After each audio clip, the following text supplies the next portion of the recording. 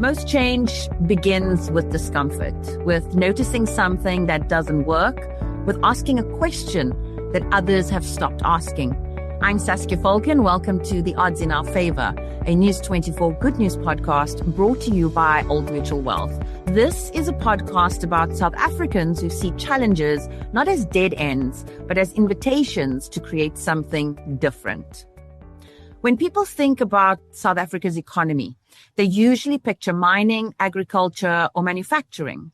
But what if I told you that one of our biggest economic engines is something many of us dismiss as a hobby or a side hustle? South Africa's creative economy contributes almost 271 billion rand to our GDP. It supports around 1.4 million jobs and is helping shape everything from fashion and film to furniture, music, architecture, and design. Yet behind those numbers are thousands of people hustling to turn talent into sustainable businesses with very little help. Today's episode starts with a question. What happens when we start recognizing the creative industries as something that can build businesses, create jobs, and grow our economy? That's the question that's driven Shado Twala and the Craft and Design Institute, helping thousands of South African creatives turn ideas and skills and talent into sustainable enterprises. Shado, welcome to The Odds in Our Favour. Thank you so much. And how interesting. And thank you so much for bringing this topic to light, because the more we talk about it is the more I think we'll start appreciating what it does, not only for the economy, but also what it does for the people that are practicing in the creative space. Now, Shado, before we talk about the creative economy, I want to start with you, because people listening right now, they'll know your voice, they'll know your career. But every person who ends up fighting for something usually has a story that started much earlier. When did you realize that creativity wasn't just something that entertained people, but was actually something that could transform lives and create opportunity? Well, as a little girl, I think just growing up in a township, you saw women sitting by the roadside trying to sell their beadwork or whatever it is they created, weaving baskets together, and how communities really depended on each other as a community that worked together to make a change within their community with what they have.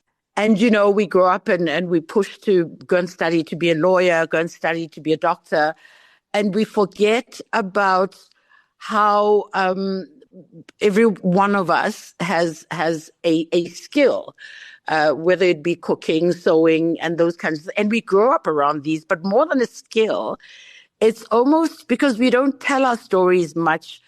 We don't write our stories, and other people write our stories about where we come from. It's more bringing communities together through sharing lineage and heritage and celebrating all of that together.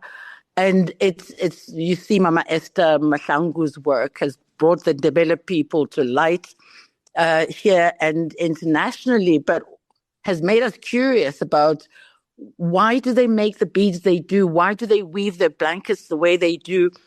And it comes from centuries and centuries ago, where they were writing their own histories about who the Ndebele people are. But also a child is taught from a 5-year-old to start beading, but understanding what those beads mean as well. You know, they tell people that you're a virgin. They tell people that you're married or not married, you know, those kinds of things. And if you don't know that, you don't respect those people, but also can't contribute to their growth. And I know you started asking me, when did I realize? I think I've had it all my life. I've had an interest in making things because my mother used to make us make things around the house. She used to crochet, and I learned how to crochet at home. But it's also just appreciating pretty and beautiful things that bring out a sense of celebration and belonging to you.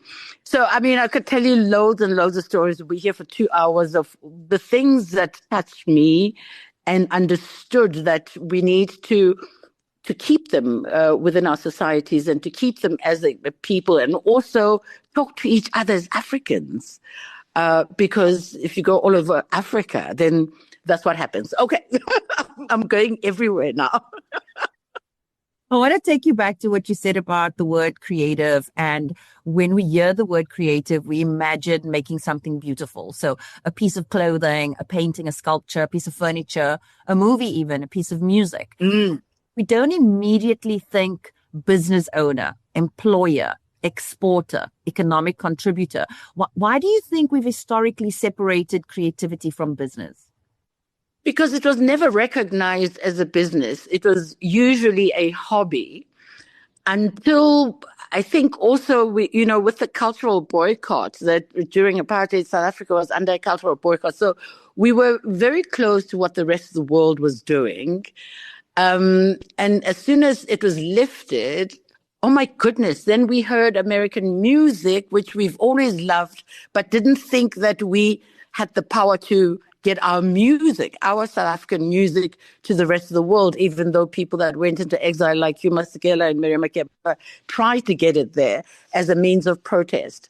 But all of a sudden we could tell stories through our music. People were interested in what we were wearing. People were interested in what we were eating and what we had to say with poetry and writing books. And the TV little plays, which were called sketches at the time, that we put on our stages. People like Gibson Kente, who used to fill up Mufula Hall with plays talking about us as a people. All of a sudden, people were ready to pay to go into the theater. People were ready to pay to go and see Sipho Hot Sticks play at a concert. So the business side of it was there all the time.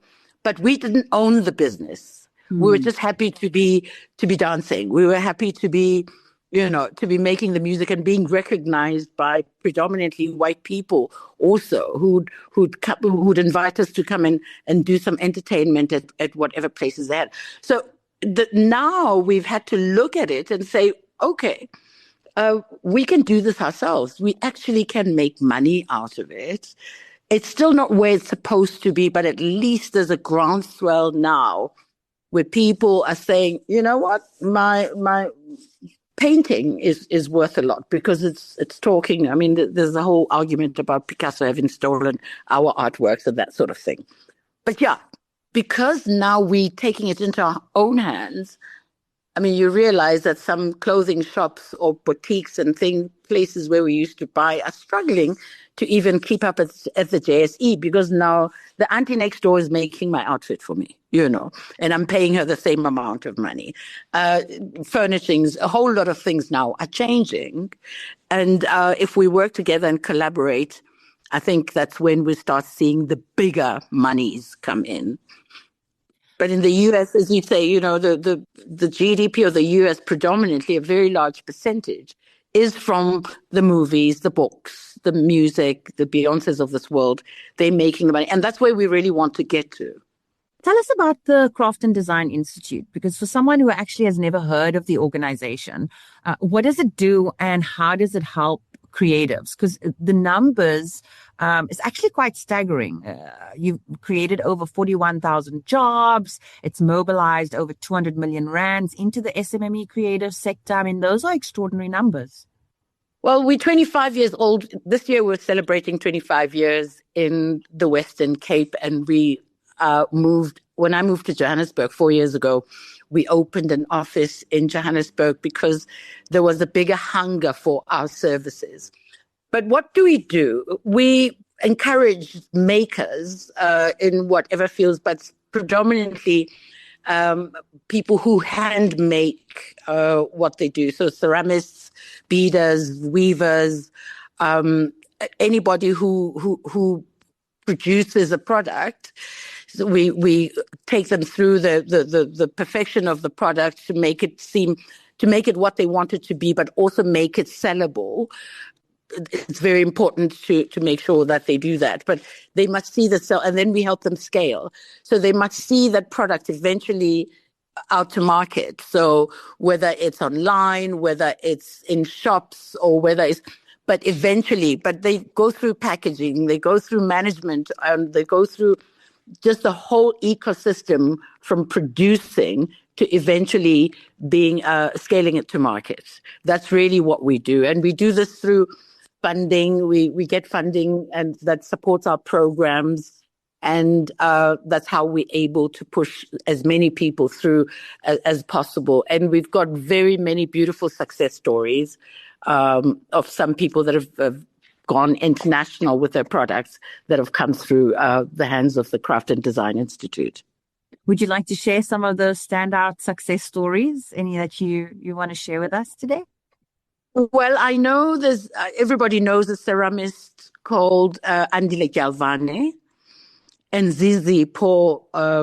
They run an outfit called Imiso, but their work is sitting in galleries throughout the world at the moment, and they came through the hands of the CDI. Andile will tell you a much beautiful, better story because he gets so emotional about where he is and how it's allowed him to go back to his birthplace and start appreciating those mountains and the color of the sand and how he could turn something out of it inspired by his landscape. And his pieces are so unique now that they speak to an Eastern Cape culture that even some people from the Eastern Cape did not know existed, because it's taken him back to researching about his people, why they wore what they wore, why they speak what they speak, and how they sat around together around a fire, but what they sat on. And he makes all those. I mean, it's like an anthropology class when you see his work. And there's loads and loads of people like that just tell stories of who they come from and how their grandmothers or grandfathers have passed those stories on. And they present themselves sometimes in music, sometimes in fine arts, sometimes in the food they cook, because it's all an art. It's a creativity when you cook. That's why we're so excited about the lady who used to cook the chef who used to cook for Madiba, because we want to eat what Madiba ate. But there's a style of doing it. You don't just buy ingredients and get it done. So we're looking at that whole ecosystem and trying to find, and now technology is a big plus, but also a minus, because people get lazy to go and do their own research and not just copy what they're told. But we're trying to integrate that now into how people produce their pieces and how they tell their story. It's really storytelling in different forms. Wealth is about more than just numbers. It's about what you're shaping, your ambitions, your priorities, your legacy.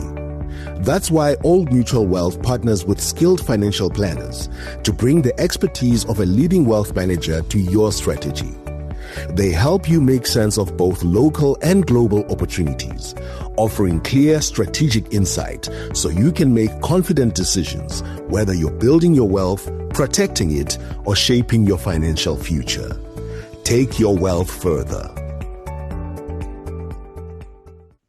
I want to just pick up on what you were talking about there about, I'm calling it individual successes on the global stage, right? We've seen lots of green shoots across music, design, arts. I mean, Black Coffee, Tebe Magugu, you mentioned as examples. I mean, even now for me, the Netflix series, The Polygamous, it's another success story for me when we're talking about the cast, the crew, the wardrobe. I mean, it's an entire success story.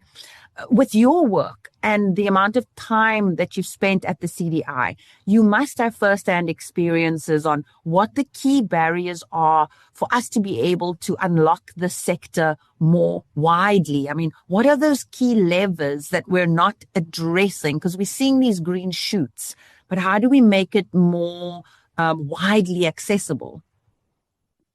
Well, collaboration becomes a big thing. And when you started, I think you started talking about, every time we spoke about creativity or just business, it's always about mining and all of those kinds of sectors. But if you know, whenever the president travels abroad or a delegation is taken, it's always business people and never crafters and never. I think one of the bilaterals that we signed talks about a people-to-people democracy. And this is where we share knowledge and exchanges. As much as those mining people go abroad to get bigger business, we could have a delegation as well like that to go and meet our counterparts in the creative sector and start collaborating, because that's where, in numbers, that's where the money will come. As an individual, it's a bit difficult, you know. We've seen, yes, the success of Makosa opening in Paris but he's had to work hard, and probably only now he can knock on government's door and say, please support me. So finance has become the biggest barrier. Because when you start a business, and we must stop calling it a side hustle, because it really pains me, because, you know, and that's why it's called a side hustle, because you can't give it your 100% commitment and do all the necessary things to get it done. So half the people that we get in are relieved at the fact that they don't need to pay for the services we give them.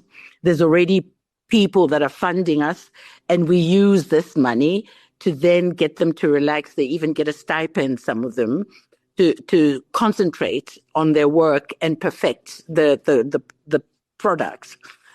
Unfortunately, some of the people that are the biggest funders of the work that we do are not South Africans, or are not South African government. We get funding from the Dutch, from the French. Sometimes I think they recolonizing us by giving us this money, because they'll take the products and own them. They shouldn't hear me say that. But, you know, we don't have special funding. Whenever events happen, even commercially, musicians will be asked to come and dance at an award ceremony and play, and they say, oh, we're giving you a platform. They won't pay them. They're giving them a platform, you know, and that platform doesn't work like that, because you need to be presentable. You need to have rehearsed. You need to have made your product good enough to go anywhere in the world. Money, because we have resources. When there's money, you can create spaces that could double up the work and the efforts. And the makers can teach. You know, sometimes you make, but you're not a good business person. You need an accountant. So you can employ an accountant. 9 times out of 10, people have to do all of that themselves. They go shopping for the product, for the ingredient. They come and have to manage. They have to cook. They have to, you know, do all of it. Whereas it's an opportunity to give other people work that are good at it. So you get an accountant, you get a buyer, you get, you know, and that's how you do it. And I think collaboration is the next best. We don't fight about whose idea it was, because no one has an original idea anymore. We can improve on your idea. The more we are, is the more we can improve on the idea. And then it gets support that way. So I think money really is our biggest barrier, because in every corner, I'm at the Constitution Hill. Our building is a Transwerke, which used to be a nursing home.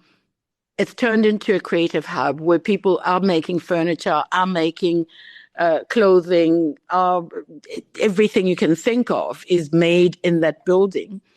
And there's no reason why they're not selling directly to public at the moment. But again, that's a barrier. It's just getting to the next level of your business, which is scaling. So it's difficult to scale if you're still a one-man shop. But if you collaborate, then it's easier to scale and get yourself into bigger business and bigger monies and bigger contributions.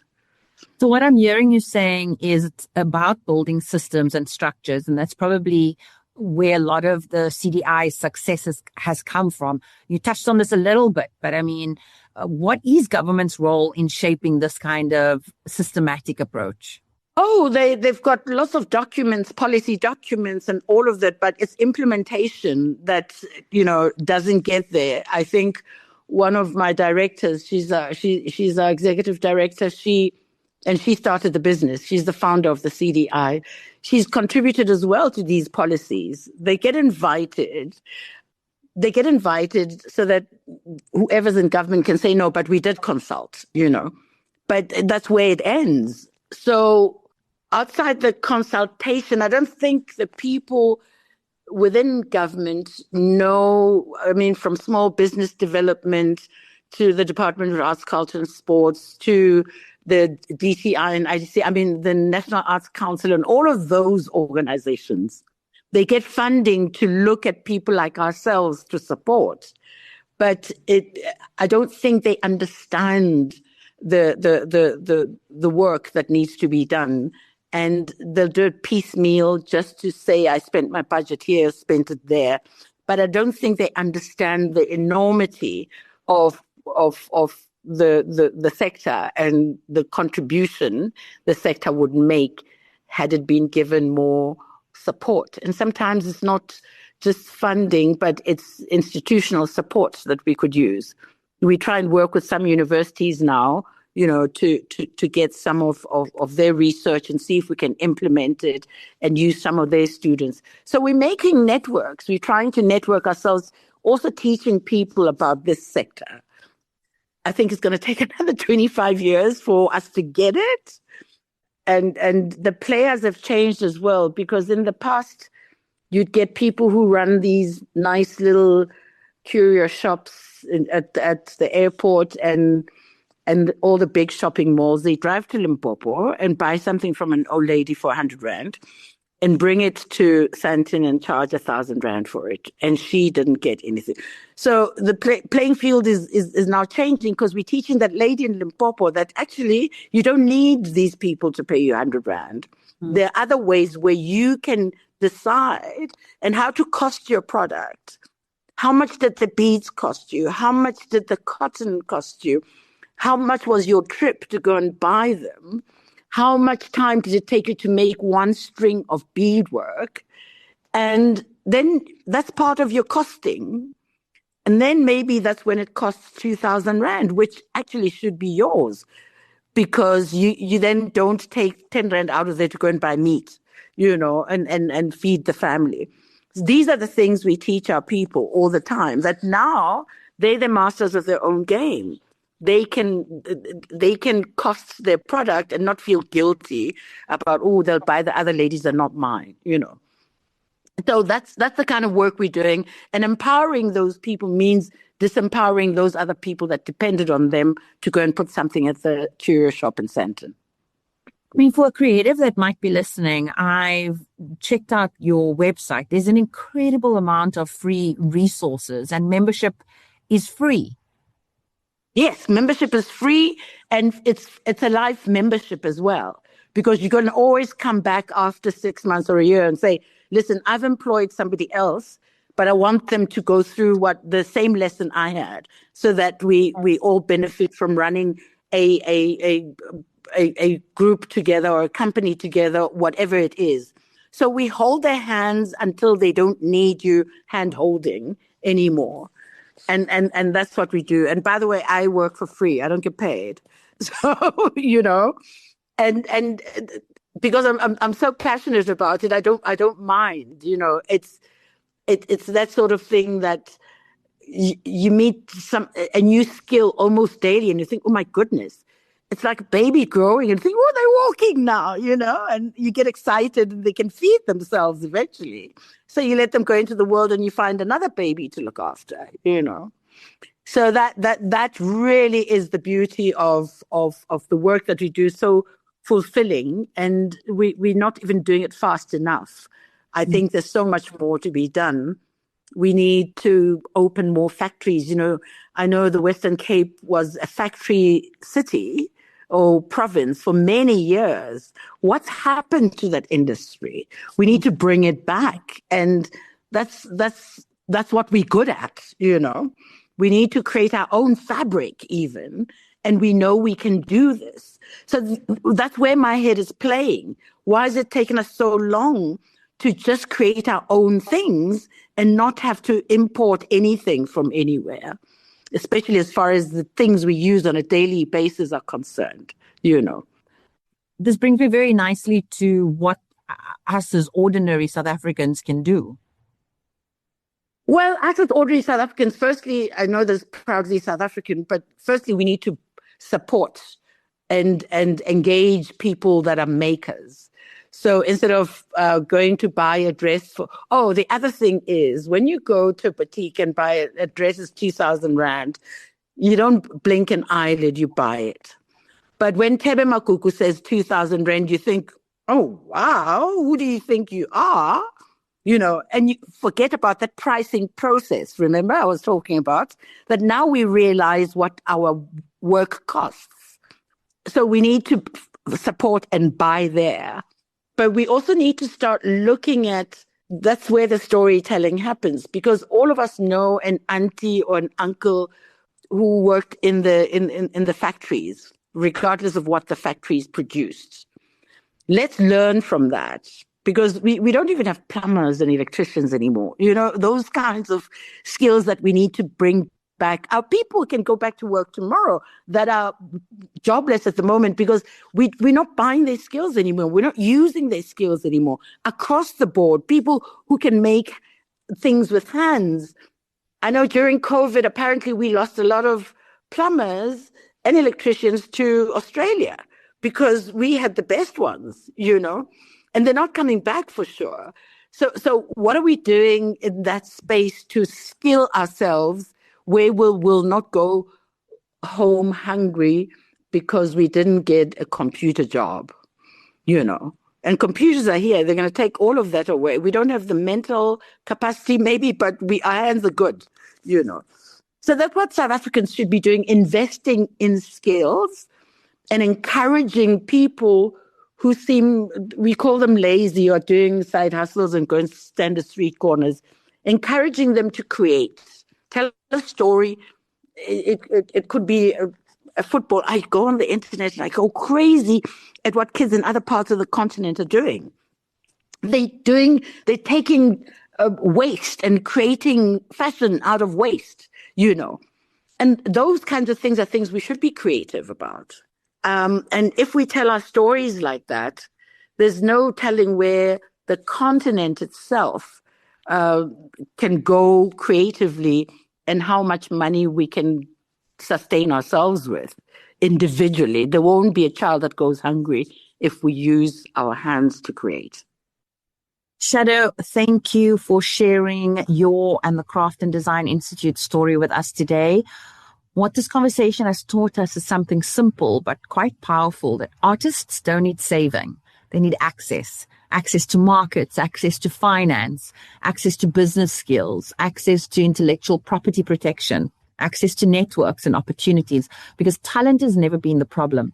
The challenge has always been creating the pathways that allow creative people to turn their ideas into sustainable businesses, into jobs and economic opportunities. And that's what the Craft and Design Institute is helping to do. Not changing the creativity that already exists, but creating the conditions for it to grow. To find out more about their journey and to contribute, you can head to thecdi.org.za.